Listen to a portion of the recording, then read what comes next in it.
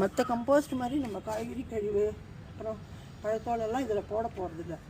ஏன்னா அது வந்து டைம் எடுக்கும். இது வந்து குயிக்காக ஒரு பாட்டிங் மிக்ஸு எல்லா சத்துக்களோடையும் கிடைக்கணும் அப்படின்னா இந்த இலையில் இருக்கிற சத்துக்கள் எல்லாம் அதில் போய் மண்ணில் கலந்து நுண்ணுயிர் பெருக்கம் நடந்து உங்களுக்கு ஃபஸ்ட் கிளாஸ் ஒரு பாட்டிங் மிக்ஸ் கிடைக்கும். அதனால தான் இதை ப்ரிப்பேர் பண்ணிட்டுருக்கேன். இப்போ இது பாருங்கள், இந்த ஒரு லேயர் இந்த இலையை போட்டுட்டு ஒரு லேயர் நம்மளுடைய கார்டன் சாயில் கிடைக்கிறது இல்லை, ரொம்ப கஷ்டமாக இருக்குது அப்படிங்கிறவங்கெல்லாம் இந்த மாதிரி உரம் தயாரிச்சுக்கலாம். உங்கள் வீட்டு பக்கத்துலலாம் மரங்கள்லாம் இருக்கும் இல்லையா, அதில் விடுற இலைகள்லாம் கூட நீங்கள் சேகரித்து வச்சுக்கலாம். சேகரித்து வச்சு ஒரு நாள் தயார் பண்ணிங்கன்னா 15 நாளில் ரெடி ஆகிடும். இந்த மண்ணில் மண்புழு இருக்குது, அதையும் போட்டிருக்கேன்.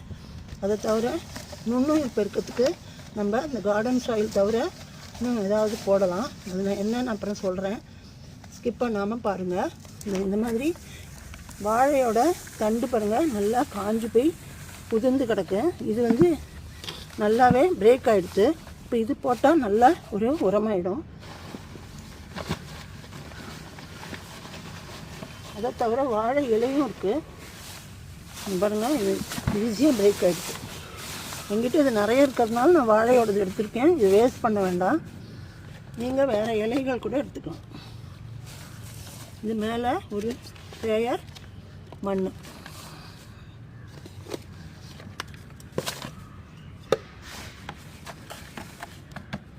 திரும்ப கொஞ்சம் இலை.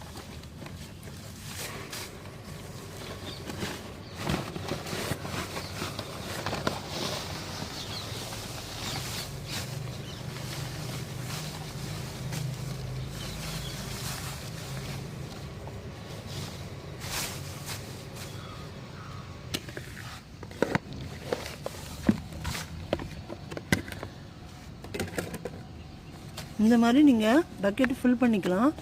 டெய்லி கிடைக்கிற இலையை கூட இந்த மாதிரி போட்டு நீங்கள் இந்த பக்கெட்டை ஃபில் பண்ணிக்கலாம். மூடி இருக்கிற பக்கெட்டாக இருந்தால் நல்லது.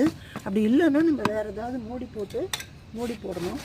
நிழல் பாங்கான இடத்துல வையுங்க, வெயில் பட வேண்டாம்.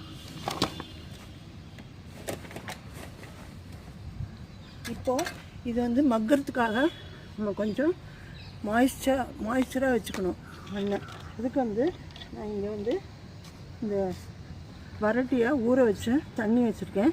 இது வந்து ஒரு கவுடங் டீ. இது வந்து ஒரு ஸ்லரி. இந்த ஸ்லரியை ஊற்றினீங்கன்னா தெளித்து விட்டோம்னா நுண்ணுயிர்களுக்கு நல்ல ஒரு பெருக்கம்